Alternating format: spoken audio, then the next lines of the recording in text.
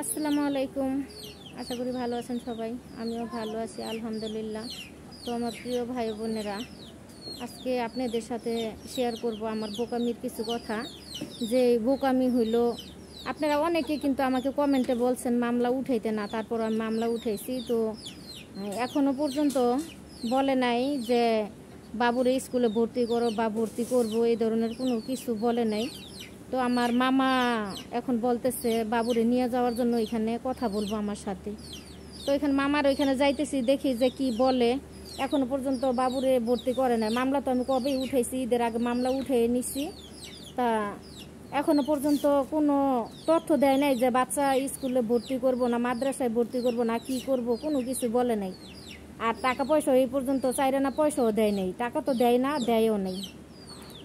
তো আমি মামলাটা এই জন্য উঠাইছিলাম যে আসলে মামলা করে আর কি করব, শুধু শুধু হয়রানি, কষ্ট, যন্ত্রণা, যাইতে হয়, কাম ফালাই থুয়া, কাজের ক্ষতি হয়, লস হয়। এই জন্যই ভাবছি যে ঠিক আছে, তাইলে তার সন্তান সে যখন খরচ দিতে চায় আমি মামলা উঠাই। এই জন্য আমি মামলা দ্রুত উঠাই ফেলাইলাম, সে মীমাংসায় আসবো। তো আমি তো মীমাংসায় আসছি, সে তো এখনো মীমাংসায় আসতেছে না। কারণ তার সন্তান, তার সব কিছু, তার সন্তানটা কেন সে খরচ দেব না, তার খরচ বহন করবো না কি জন্য? তো এখন এই যে দেখেন তাহামিদ রেডি হয়েছে, এখন মামার ওইখানে নিয়ে যাব, কবির মামার ওইখানে যাইতেছি। এখন দেখি মামা কি বলে, মামা কি সিদ্ধান্ত নেয়, নেওয়ার পরে একটা ফয়সালা হইব। এখন আগেই বলতে পারতেছি না কি হইব। তো আমি সব কিছু আমার জীবনের যা কিছুই হয়েছে সব কিছু আপনাদের সাথে আমি শেয়ার করব। কষ্টের দিনগুলো আমি আসলে কিভাবে পার করতেছি, কতটা যন্ত্রণাময় নিয়ে পার করতেছি আমি।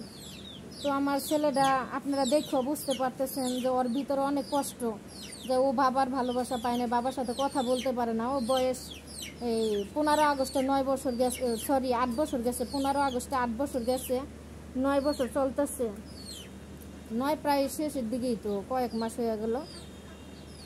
তো এখন মনে করেন এত বড় হয়ে গেছে, তারপরও বাবার সাথে কথা বলতে পারে না, তার ভিতরে তো কষ্ট থাকতে পারে। তারপর আজকে বললাম যে তুমি তোমার বাবার কাছে চলে যাও। বলে যে না, আমি বাবার কাছে যাব না, আমি তোমার কাছে থাকবো। আমি চাই দুইজনের কাছে থাক, কারণ বাবার কাছে না থাকলে তো কোনো মূল্য পাওয়া যাবে না। মা না থাকলে চলে, বাবা না থাকলে চলে না, আমার মনে হয়। তো বাবার একটা ভূমিকা থাকা উচিত। তো অনেক কথা বললাম, ভালো থাকবেন সবাই, আর আমার পাশে থাকবেন, আমাকে বেশি বেশি করে লাইক দিবেন। আর সব ভাই বোনরা সবসময় আমি জানি আমাকে সাপোর্ট করেন, তাও বেশি বেশি করে সাপোর্ট করবেন। তো ভালো থাকবেন সবাই, আল্লাহ হাফিজ।